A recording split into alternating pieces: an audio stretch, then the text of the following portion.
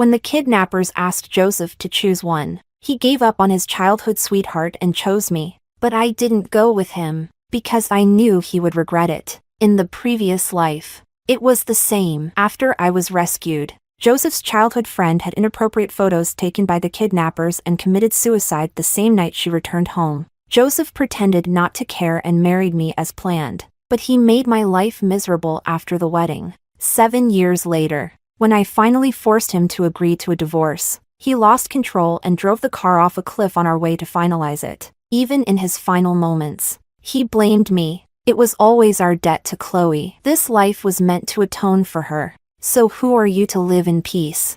So, having a second chance. I don't want to live like that again. Chapter 1. Jessica. Come with me. When I realized I was reborn, the kidnappers were pressing a knife against my and Chloe Tan's necks. They gave Joseph a choice. To save one of us. Joseph's gaze lingered on us both. After a fierce internal struggle, he made the same choice as in the previous life. He reached out to me, but I firmly shook my head. Joseph, you should save Chloe first. In this life, I don't want to owe anyone, nor do I want to live with the weight of another's life. Hearing this, Joseph seemed to breathe a sigh of relief. Jessica, you are my fiancée. I should save you first, but since you said so, don't blame me. Then he hurriedly left the scene with Chloe, afraid I would change my mind the next second. But unlike him, I don't regret my decisions once they're made. In the previous life, it was the same. He came with money,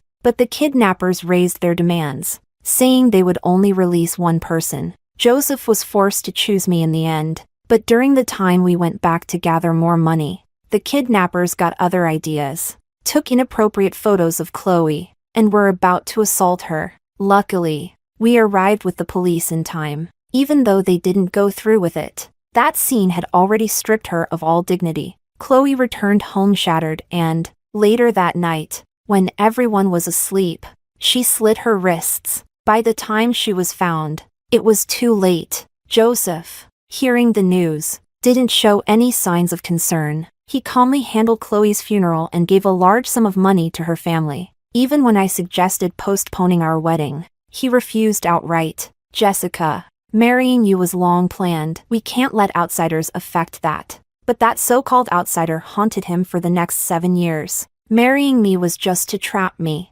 to make me atone for Chloe. But what did I do wrong?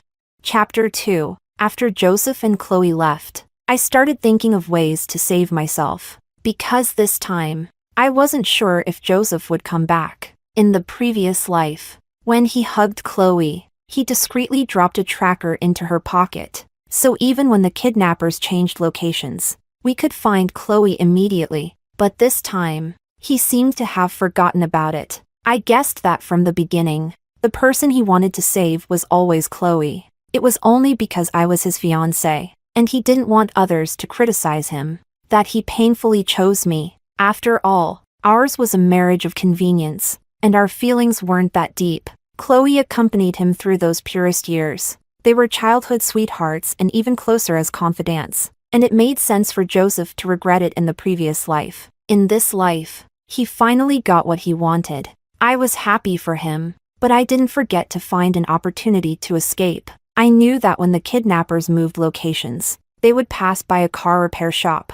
The mechanics inside were tough and ruthless. In the previous life, when the kidnappers passed by, they wanted to temporarily occupy the repair shop, but the owner was tough and refused. A fight broke out, and the kidnappers likely never imagined they would meet someone even fiercer. In the end, afraid of causing more trouble, they fled. Later, when the kidnappers were caught, the repair shop owner even testified against them. Chapter 3. Just like in the previous life, they left one person in the car to watch me while the rest went towards the repair shop. My hands were tied behind my back, and the kidnapper in the driver's seat didn't think much of me. Taking advantage of his distraction, I bit down on the car's door handle, managing to open it. Then, I pushed the door open and ran forward as fast as I could. My target was the same as the kidnappers, the car repair shop.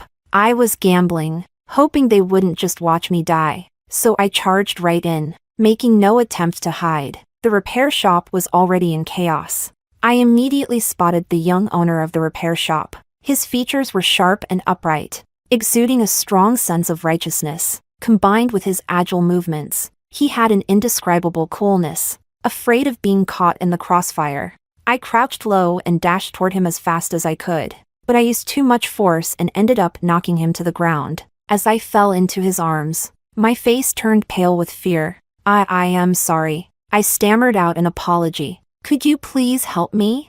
The man glanced at me, his brows furrowing. The next second, he grabbed me and rolled us both across the ground several times. Then, with a loud bang, a chair landed where we had just been lying. If he hadn't reacted in time, I might not have survived. Still shaken, I noticed the kidnappers realizing I had escaped. What started as a takeover had now turned into a hostage situation. Both sides were in a standoff. I looked up at the man beside me and whispered, "If you save me, I'll do anything you want." But he didn't respond, only looking thoughtfully at the kidnappers. Someone behind him couldn't help but remind him, "Jonathan, sometimes it's better not to get involved." "So, his name is Jonathan." As I received no reply, my heart sank. Forget it. There's no need to force someone into this. When the leader of the kidnappers called for me a third time, I took a step forward, but almost immediately,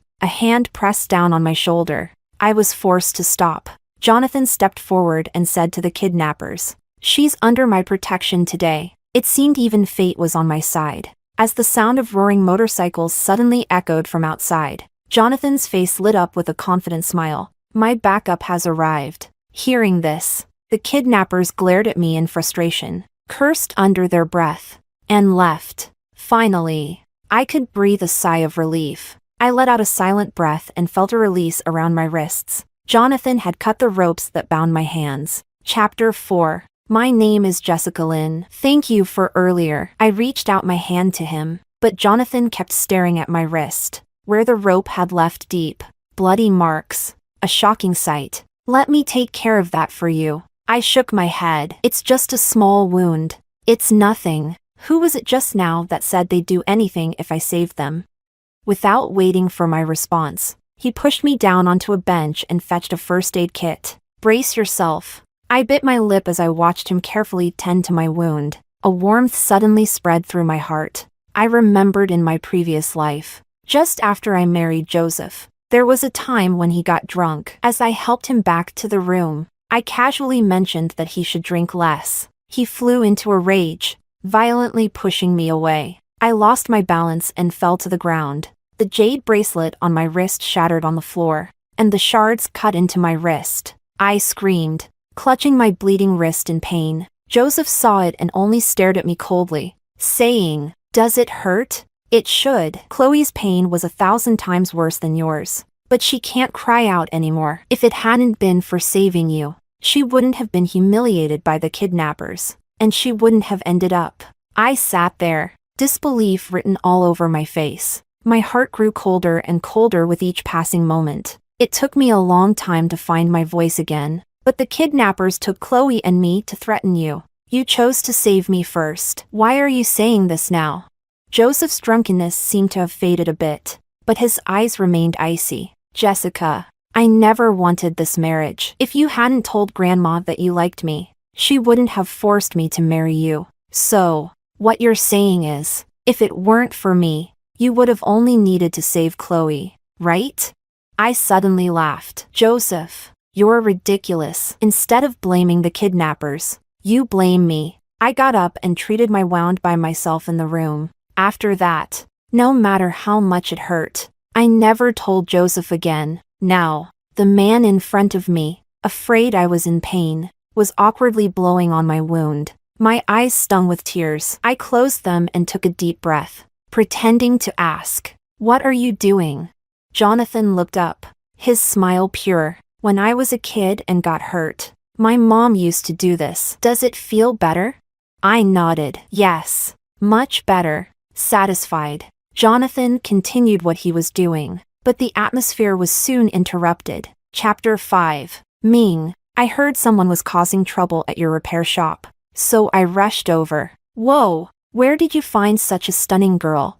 A tall man with a floral tattoo on his arm entered through the door, and when he saw me, his eyes immediately lit up. Wow, this is rare. I think this is the first time I've seen such a beautiful girl at your place. As he spoke, a strange blush crept up his face. Seeing this, Jonathan stepped in front of me, shielding me from view. Thanks, but the situation is already handled. As for anything else, it's none of your business. I'll treat you to a drink another day. The tattooed man paused, finally realizing what was happening. John, now that you've got a girl, you don't even want to deal with your brothers?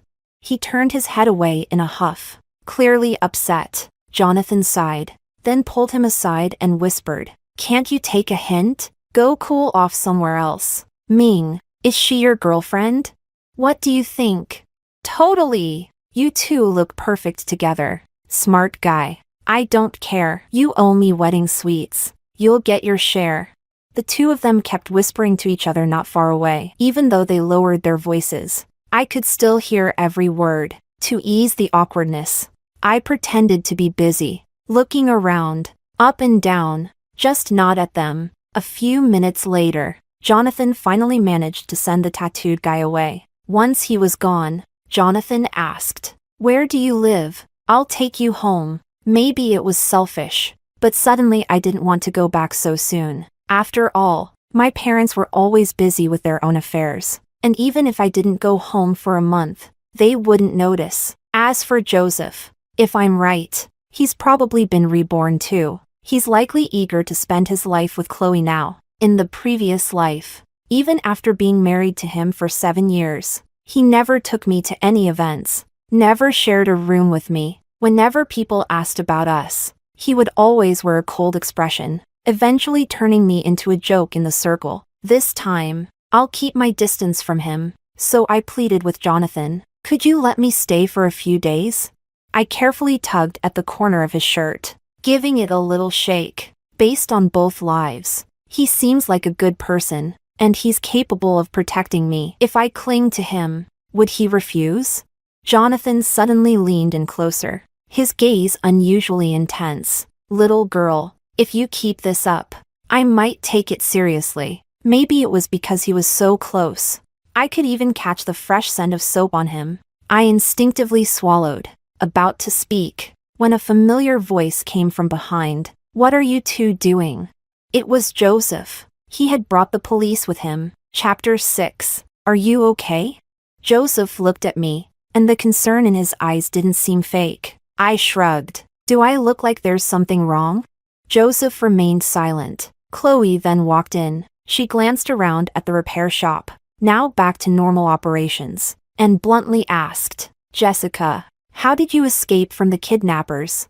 "As far as I know, there were 6 of them, and your hands were tied." "You didn't know the area." "I'm really curious. What is Chloe implying?"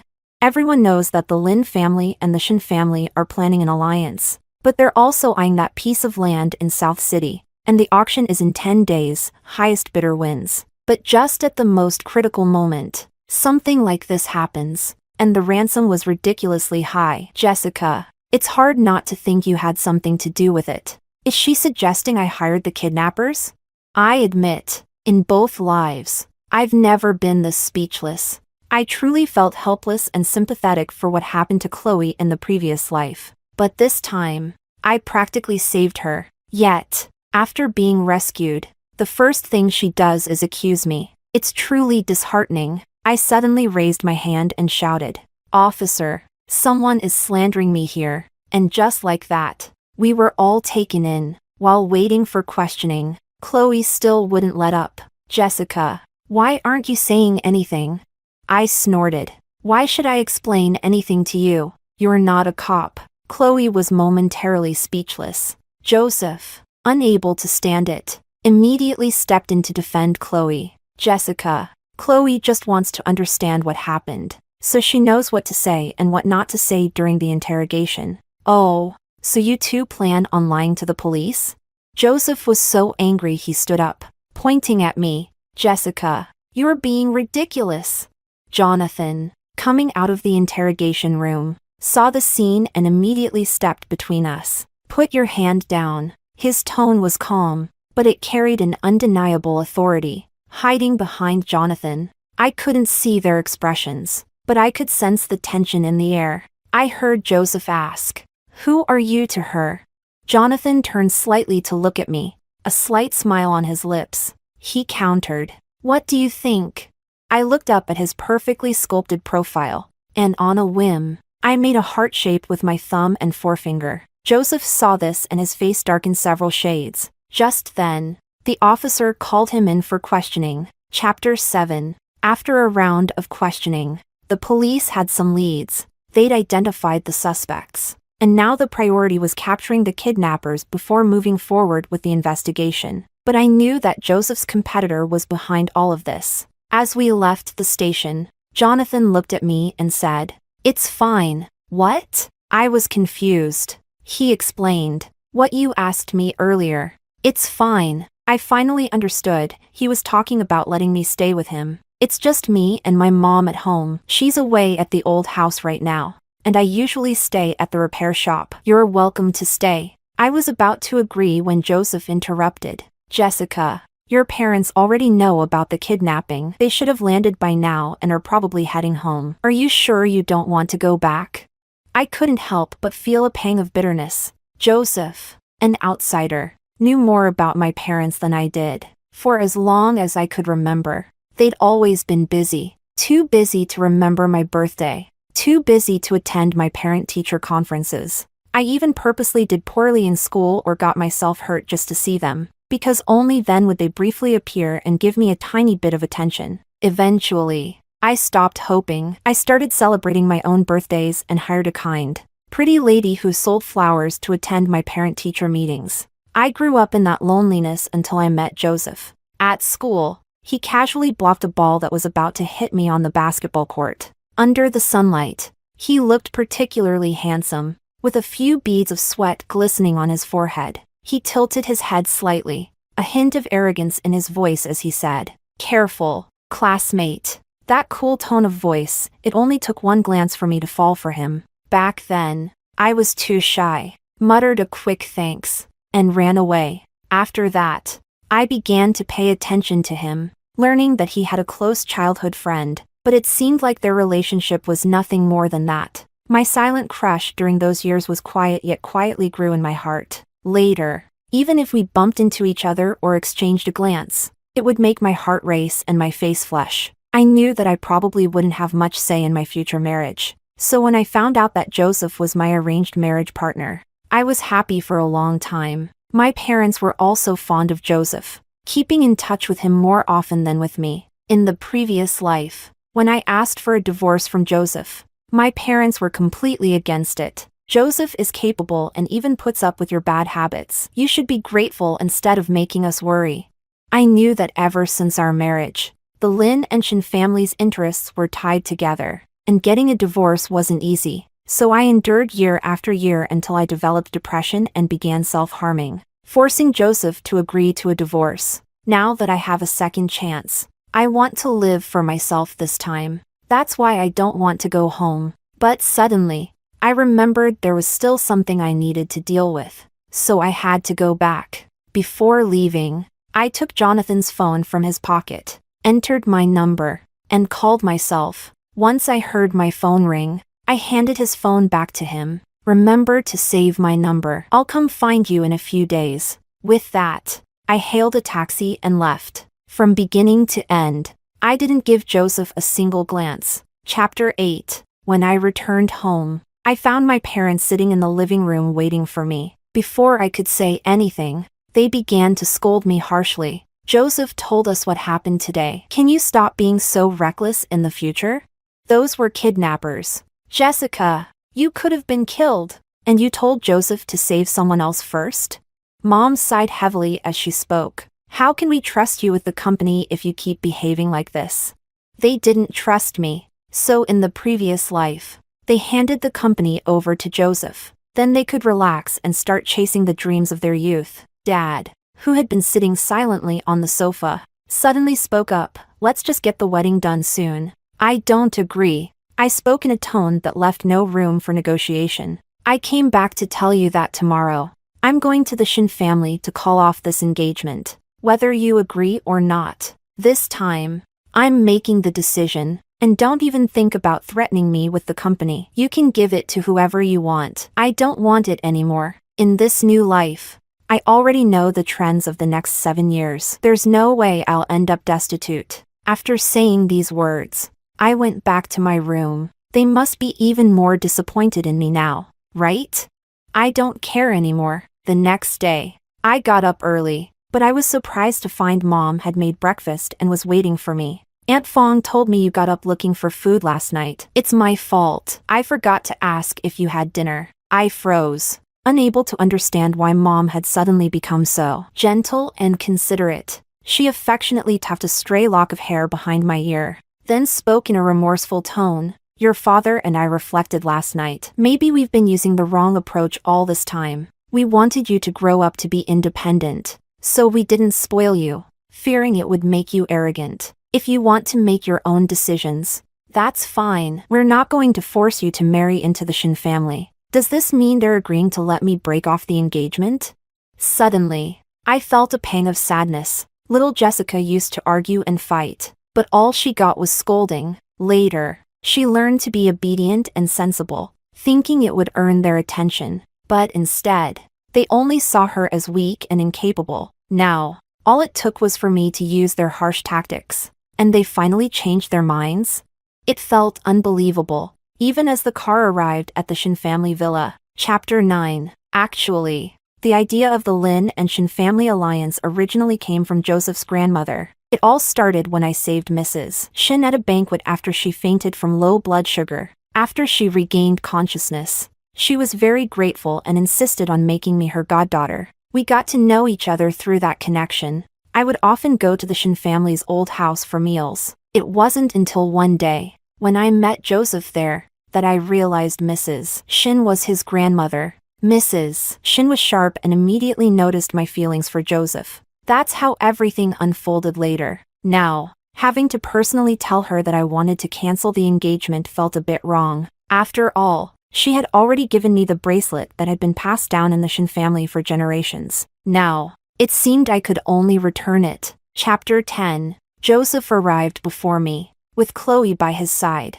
They were both dressed rather formally, perfect for after I break off the engagement, they can immediately get engaged. Everyone wins. But as I placed the bracelet on the table, Joseph grabbed my wrist and asked, "What's the meaning of this?"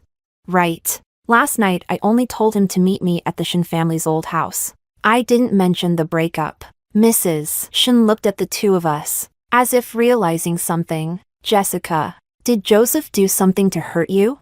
As she spoke, she shot a fierce glare at Chloe. I respectfully addressed Mrs. Shin. Grandma Shin, I'm the one who wants to break off the engagement with Joseph. My tone was calm, as if I were merely discussing today's weather. Joseph's pupils suddenly contracted upon hearing this. He was clearly in disbelief. Why? Because yesterday you left me to save someone else. I think that's who you really want to marry, isn't it?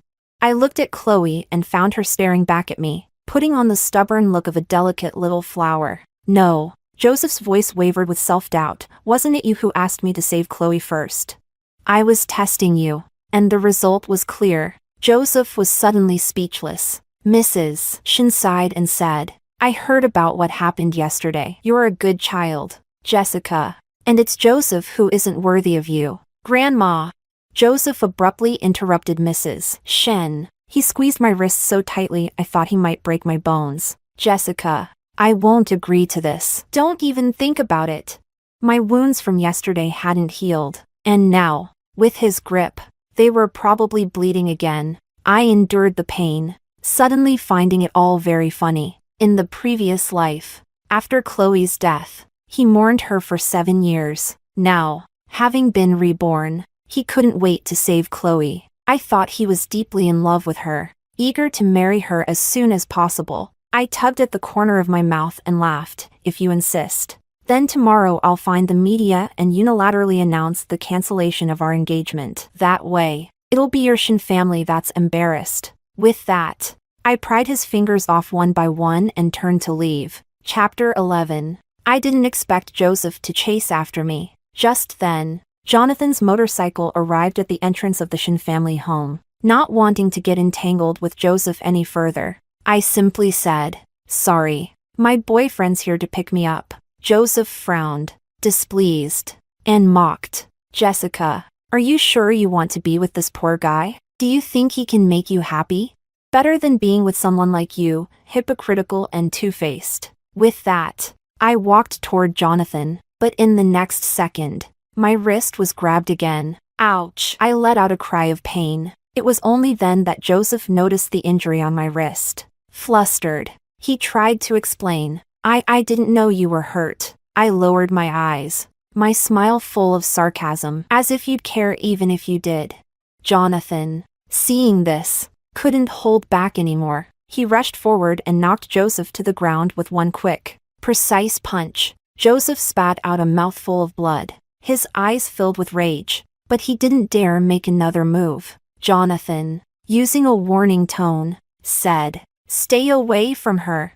He then placed his helmet on my head, revved the engine, and took me away. The motorcycle sped through the mountain roads, the scenery flashing by. I leaned against Jonathan's back, feeling the thrill of speed. It was as if this could temporarily erase all the unpleasantness from before. "Where does my girlfriend want to go?" Jonathan's voice came from in front of me. I chuckled. It seemed he had heard what I said earlier. So, naturally, I wrapped my arms around his waist and said, "Since you're calling me your girlfriend, can I check out your place? Besides, I'm hungry." "Of course. No problem. I happen to be a decent cook." "Then I want 4 dishes. Consider it done." Jonathan's laughter echoed through the mountains. Maybe it was his influence, but at this moment, I felt incredibly carefree. Chapter 12. Jonathan's home was bigger than I expected. He hurriedly brought me a pair of brand new men's slippers. They might be a bit big, but it's the only new pair I have. I slipped them on casually, smiling. "It's fine. Good thing I come back occasionally to tidy up. It shouldn't be too messy." Although he was the host, he seemed more nervous than I was. I plopped down on the sofa, resting my chin on my hand as I looked at him. "I can't cook, so you'll have to do the hard work today." Instead of heading to the kitchen right away, Jonathan brought over a first aid kit. The bandage from yesterday had stuck to my wound after Joseph squeezed it, and the blood had dried, making it adhere to the bandage. Jonathan carefully poured iodine onto the bandage, trying to soften the wound and the cloth. Such a delicate task. Yet this big man handled it with the utmost care. Half an hour later, the wound was rebandaged. He didn't forget to remind me, "Don't get it wet for the next couple of days." I instinctively replied, "How am I supposed to take a bath then?" 2 days without a bath is fine." After thinking for a moment, he added, "I won't mind." "You wouldn't dare." "I wouldn't." "Humph. Should I go make dinner now?" "Yes." I nodded with a smile. I suddenly realized that whenever I was with Jonathan, I always felt particularly relaxed. An hour later, he brought out 4 dishes: sweet and sour pork, garlic shrimp, steamed fish, and cucumber salad. He handed me the chopsticks. "Try it." I tasted each dish and gave him a thumbs up. The colors, aroma, and flavors were perfect, leaving a lasting impression, just like him. Looks like I won't have to worry about where to eat in the future. Chapter 13. In the afternoon, I received a call from my father. The gist of it was that he wanted me to attend the auction in 10 days, saying that if I could secure the land in South City, the company would be handed over to me entirely. I knew about that piece of land. Besides the Shin and Lin families, several other companies were eyeing it. In the previous life, I was shaken by the kidnapping incident, and Chloe's death afterward left me emotionally unsettled. I fell seriously ill and missed the auction. But even if I hadn't been sick, I wouldn't have competed against Joseph. Back then, I was completely devoted to him, thinking I had finally found someone I could trust for life. But the Shin family was facing a debt crisis at the time, and securing that land was still a challenge for Joseph. In the end, I transferred some funds from Lin's company to help him. Joseph eventually won the bid, and after acquiring the land, he built a theme park there. It attracted numerous businesses, And within a few years, he successfully elevated the Shin family to new heights. This clearly showed that the land was a lucrative investment, which is why so many people were after it. But this time, I'm determined to win it. I didn't expect Chloe to come begging me. Unlike her aggressive attitude a few days ago, she was now humbling herself, pleading with me in a meek voice. Could you please not break off the engagement with Joseph? He and I have always been just friends. If you agree, I promise I'll never appear in front of you again. I silently looked at her, feeling nothing but speechlessness. Yes, in the previous life, I always believed they were just good friends. But after Chloe died, Joseph's actions made it clear that his feelings for her were far more than just mourning a friend. I remember the day he agreed to divorce me. It was after I had developed depression and had attempted self-harm for the 10th time. He came home to find me lying on the floor, covered in blood, perhaps afraid that I might die in his house. He finally agreed to the divorce, but on the way to finalize it, he suddenly asked me, "Do you know what today is? It's Chloe's death anniversary." I looked at him in confusion and shook my head. I could barely take care of myself. How could I remember that? But my reaction thoroughly enraged Joseph. He pounded the steering wheel in anger, calling me cold and heartless. The life you're living now was bought with Chloe's sacrifice. But you've never been grateful. You've even forgotten her death anniversary. All you think about is leaving. Do you think you can escape your guilt that easily? Jessica, you disgust me. At that moment, I was so angry that I retorted, "Yes, you're grateful. You can't forget her. So why didn't you die with her?" As soon as I said that, the car swerved uncontrollably and finally plunged off a cliff. Even in his dying moments, Joseph was still blaming me. We owed Chloe this debt. We were supposed to atone for it in this life. So who are you to live in peace? But in this life, neither of us owes the other anything anymore. I'm curious to see what kind of ending Joseph will meet this time. Chapter 14. I gestured for Chloe to stop talking. After all, constantly recalling the past life really made me feel sick. Do you not understand the situation? The Shin and Lin families have already tacitly agreed that the engagement is off. Did Joseph send you? She shook her head. No, I just don't want to see him lose. Jessica, didn't you always like Joseph? This is all my fault. I shouldn't have suspected you of hiring the kidnappers, and I shouldn't have suddenly come back from abroad. If I hadn't, Joseph wouldn't have hurt you by saving me. Her words were making my head spin. You don't want to see him lose? Chloe explained. The Shin family needs that land in South City to turn things around. Jessica, if you insist on breaking off the engagement, can you at least not compete with Joseph for the land? I let out a cold laugh. Are you dreaming? Finally, I understood. In the previous life, when we rushed to save Chloe, the police had already captured the kidnappers, and the 2 large ransom payments were successfully recovered. Along with the money I took from the Lin family, Joseph was able to secure the land. But now, because I saved myself and alerted the kidnappers, they've likely fled to who knows where. The police haven't found any solid leads, let alone recovered the ransom. So, it looks like the Shin family has lost their advantage in securing the land. Chloe, however, still wouldn't give up. She bit her lip and suddenly knelt down in front of me. Jessica, I'm begging you. You may not love him, but can't you at least not ruin him?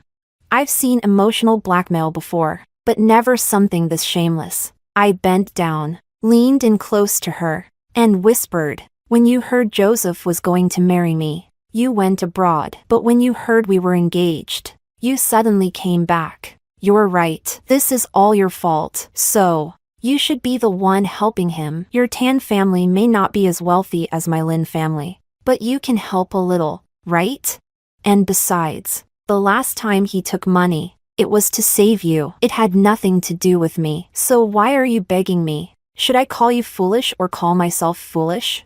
Hearing this, Chloe's face turned pale. She opened her mouth, but in the end, didn't say anything else. If she could figure things out, good. If not, the only one who'd suffer would be her. Chapter 15. During this time, I went home and found that my parents had left again. It seems they're still the same, only caring about their own pursuits, never changing. All they need is a qualified heir, they don't care who it is. Whatever. It's not like I really care about them anyway. I stayed home for 2 days, and my wrist had mostly healed. I took a car from the garage and headed straight to Jonathan's repair shop. But before I could find Jonathan, I ran into that big guy with the floral tattoo from before. He awkwardly greeted me. "Hello, sis. Where's Jonathan?" I asked him. He scratched his head and replied, "Brother Ming went out. Are you looking for him for something?" As soon as he finished speaking, he smacked himself on the mouth, mumbling, "Why can't I get anything right? Can't she just visit for no reason?" Then he grinned at me and said, "Sis, why don't you take a seat? Brother Ming should be back soon." I nodded and sat down on the sofa. There were several different tea sets on the coffee table. I made myself a pot of tea and slowly savored it. The big guy didn't leave. Instead, he watched me with a look of curiosity, sneaking glances at me from time to time. Seeing me making tea by myself, he explained, "I'm a rough guy. I don't know how to make this stuff. Usually, Brother Ming makes it for me. I hope you don't mind." I looked up and asked, "What's your name?" "Daniel. Is he good to you?" I'm not sure why, but I had that feeling. Daniel shook his head, and I thought I was wrong. But then he said, "No, Brother Ming is good to all of us." I raised an eyebrow. "Oh, tell me about it." Most of the people who work at this repair shop come from impoverished areas, and many of them have some physical challenges. For example, Ryu, who works on the engines, can't speak, but he can tell what's wrong just by listening to the sounds. Then there's Juan, who does maintenance. He has a limp. And Ken, who handles painting, can't read a single word. When they first came to the city, they were just looking for a way to make a living. But when they got here, they realized that with physical disabilities, no education, and no skills, it was hard even to find a decent job. Brother Ming took them in, gave them time to learn the trade, provided food and shelter, and even paid them. So this group of people became loyal to Brother Ming, following him wherever he went. I see. I looked at Daniel again and asked, "What about you?" Hearing this, his face suddenly turned serious for the first time. I met Brother Ming 5 years ago. At that time, I had crossed the wrong people and was nearly beaten to death. It was Brother Ming who saved me. Since then, I've sworn to follow Brother Ming for life. If anyone dares to mess with him, they'll have to step over my dead body first. To be honest, after hearing this, I was deeply moved. All my life, I've been surrounded by loneliness, with few people truly caring for me. But Jonathan was able to gather such a group of people who would follow him so faithfully. I felt a sudden surge of envy and a strong desire to see him. "Do you know where he went?"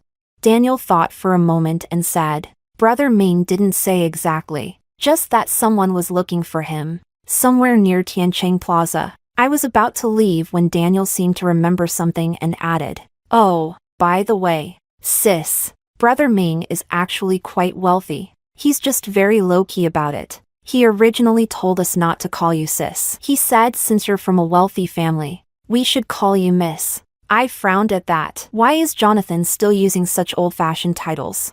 Chapter 16. I never would have imagined that I'd walk into a cafe at Tiancheng Plaza and see Jonathan sitting with Chloe. I didn't know what Chloe was saying to Jonathan, but her eyes were red as if she'd been crying, and Jonathan was just listening, his brows furrowed the whole time. After watching for a while, I saw Chloe suddenly stand up and move from her seat to sit next to Jonathan. My intuition told me something wasn't right between them. If it were the old me from before today, I might have just left, then blocked Jonathan. After being hurt once, I absolutely cannot tolerate any relationship that isn't pure. But if it's Jonathan, I want to trust him this time. Just as I was about to walk into the cafe, I saw Jonathan quickly get up from his seat, as if he was trying to avoid something dirty. And then, as he left, we locked eyes. Compared to my calmness, Jonathan was taken aback for a moment, clearly not expecting to see me there, and then quickly walked over to me. "Jessica." Chloe also came out at this moment, her face showing a hint of urgency. "Mr. Ming, if you can just agree." Chloe's next words stopped abruptly when she saw me, but she quickly composed herself and instead asked me, Jessica, what are you doing here? Are you here to see Mr. Ming too? She said, intentionally leaning closer to Jonathan. But Jonathan was quick, and as she moved closer, he immediately jumped to my side, looking at me with a slightly guilty expression. He said, Jessica, I pretended to be stern. We'll talk about this later. Chloe watched our interaction, her eyes growing dim. Jessica, I really underestimated you. I shrugged and replied, yeah, I think so too. Chloe was at a loss for words. Her face was as if a paint palette had been overturned, turning all sorts of colors, from green to white to red, a rather amusing sight. In truth, I'm not the type to easily suffer a loss. In the previous life, if I hadn't taken people who didn't care about me so seriously, I wouldn't have ended up in such a miserable state. Chapter 17. Jonathan brought me back home. By then, the sky had already turned dark. We nestled on the sofa, neither of us saying a word. After a long silence, he was the first to speak. Aren't you going to ask? Didn't you say you'd come back to deal with me? I replied softly. If you want to talk, you'll tell me even if I don't ask. If you don't want to, asking won't make a difference. Jonathan's expression remained neutral. Do you know why Chloe came to see me?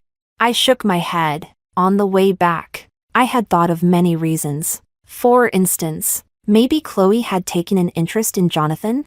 Or maybe Joseph couldn't stand seeing us happy and deliberately sent Chloe to irritate me. After all, they were close and would do anything for each other. But then Jonathan suddenly asked if I was eyeing that piece of land in South City. I was shocked. How do you know?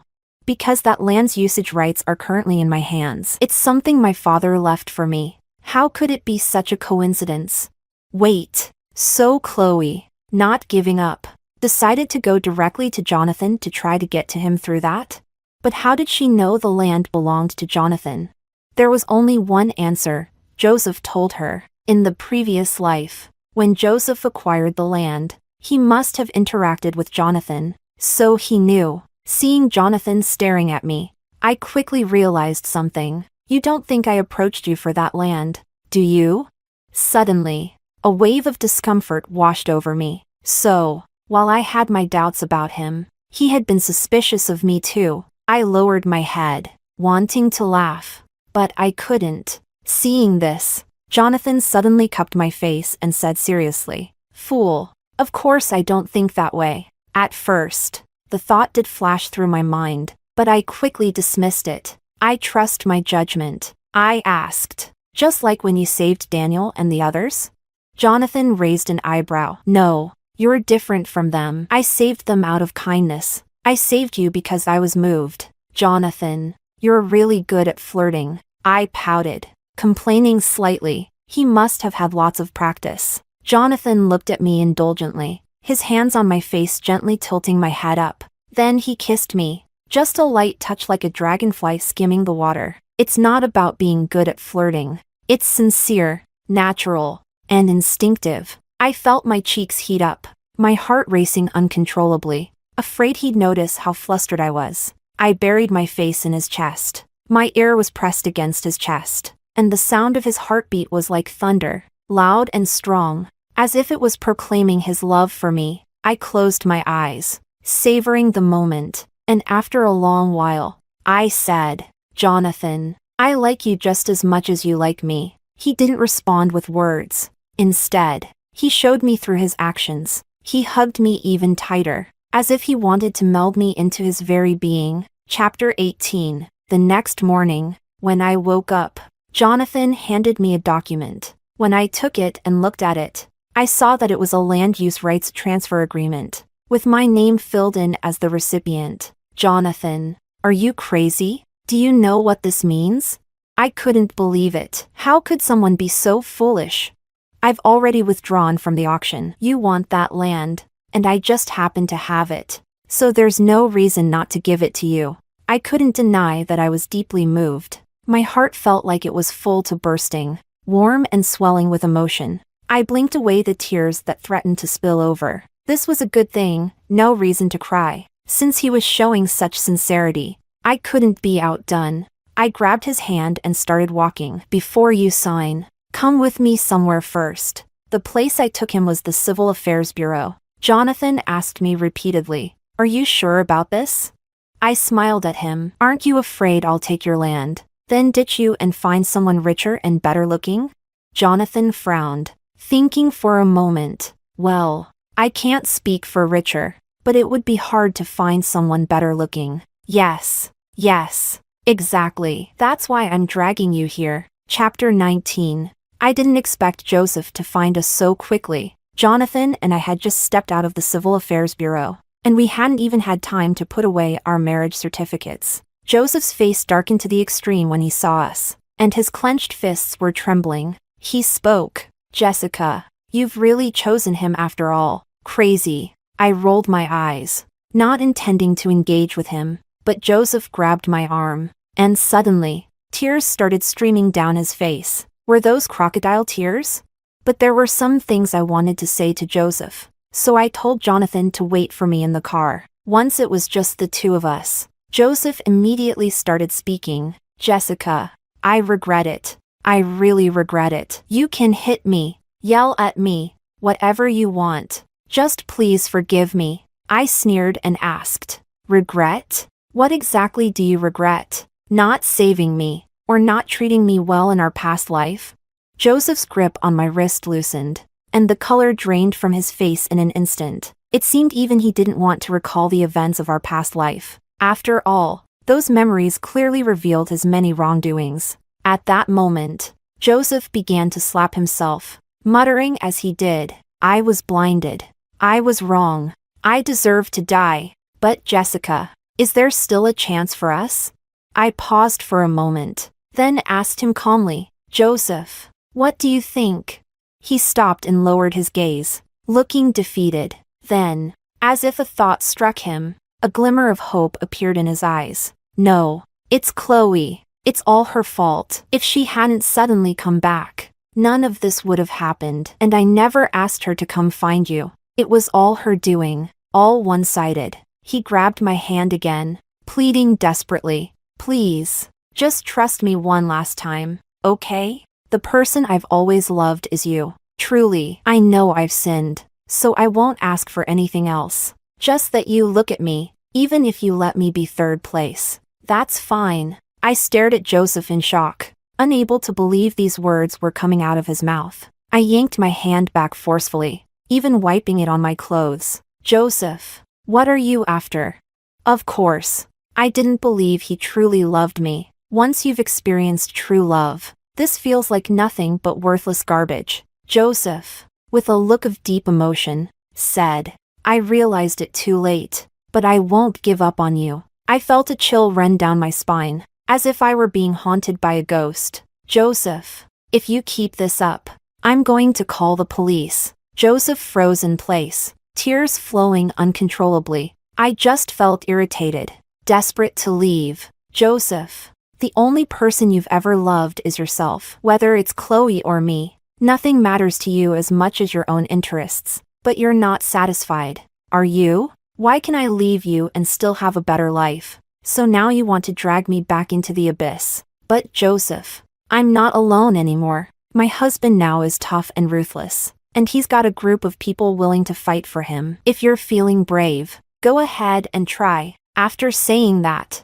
I glanced over at Chloe, who was standing not far away. I had noticed her following us for a while but hadn't said anything. I hope she can finally see Joseph for who he really is and stop being someone who's taken advantage of and doesn't even realize it. Chapter 20. It felt like a farce had finally come to an end. After learning that I had successfully secured the land, my father, true to his word, handed the company over to me. I didn't tell them about getting married to Jonathan because I didn't want anyone interfering with our lives. I just wanted a peaceful life for the two of us. Each day passed quietly, with my time split between the company and home. Not long after, I heard that Chloe was leaving the country. Even the person who loved Joseph the most didn't want him anymore. Before she left, she posted a long article on social media, condemning Joseph for his betrayal, cold-heartedness, and lack of integrity. With nothing better to do, I decided to give that article a bit of a boost. As a result, the Shin family, already in a debt crisis, saw their stocks plummet further, and they were reportedly on the brink of bankruptcy. Joseph was running around frantically every day, desperately seeking help. But at that point, who would be willing to help him? So, once again, he came to me. It had been several months since we last saw each other. Now, I was busy every day with the development of that land, motivated by the prospect of future wealth. But the Joseph standing before me now was a shadow of the man I'd seen months ago. His face was gaunt, his eyes sunken and bruised, his beard unkempt, and his entire demeanor reeked of defeat. I asked him, "Are you here to ask for my help?"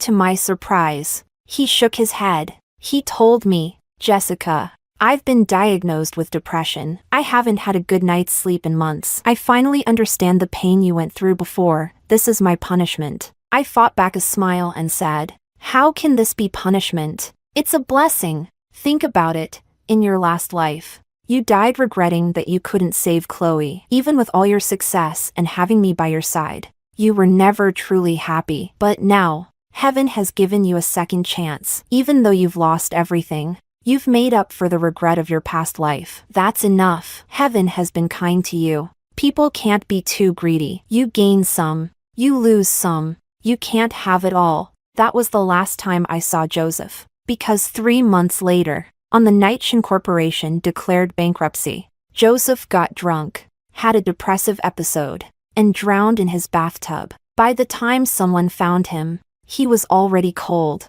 Indeed, what goes around comes around. Chapter 21. When Jonathan heard about it, he was giving me a back massage. My dad used to tell me, if someone's character is flawed, they're destined not to go far. I turned over and couldn't help but ask, "Then how far do you think we'll go?" Jonathan thought seriously and said, "With our character, I'd say 100 years wouldn't be too much to ask for." I wholeheartedly agreed. Of course, it wouldn't be. Then it wouldn't be too much for your husband to ask for a good meal, right? Jonathan looked at me with intense eyes, his gaze reflecting me as if I were the most beautiful rose in the world. They say loving someone is like tending to a flower. Jonathan cherished me, never letting me suffer even the slightest hardship. And as a result, I became stronger and more fulfilled. The things I never had in 2 lifetimes, Jonathan gave me in abundance. I wrapped my arms around his neck, kissed his lips, and said, "Not too much at all.